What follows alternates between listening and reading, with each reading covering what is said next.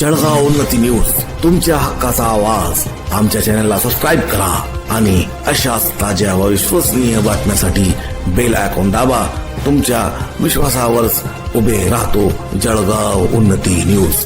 माजी आरोग्यमंत्री राजेंद्र शिंगणे यांनी जळगाव जामोद व संग्रामपूर येथे कार्यकर्त्यांच्या भेटी घेत दिल्या ईदच्या शुभेच्छा.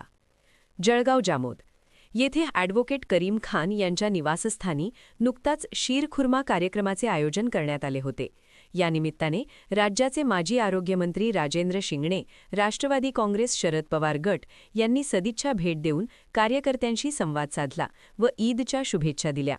यावेळी जिल्हा राष्ट्रवादी काँग्रेसचे शरद पवार गटाचे नरेश शेळके, राष्ट्रवादी महिला काँग्रेसच्या प्रदेश अध्यक्ष प्रतिनिधी रेखाताई खेडकर, राष्ट्रवादीचे जिल्हा प्रवक्ते रफिक सेठ, ॲडव्होकेट करीम खान, नपा सदस्य सिद्दीक सेठ, नवनियुक्त इरफान शेट्टी, डॉक्टर शोएब, जामा मशीद जळगावचे अध्यक्ष जियाउल्ला भाई, तसेच शेख असलम, प्रमोद सपकाळ व इतर मान्यवर तसेच नगर परिषदेचे नवनिर्वाचित सदस्य उपस्थित होते.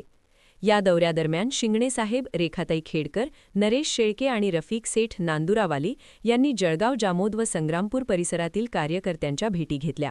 ॲडव्होकेट करीम खान यांच्या घरी झालेल्या या शीरखुर्मा कार्यक्रमात सर्वांनी एकमेकांना शुभेच्छा देऊन सामाजिक सलोखा जपला.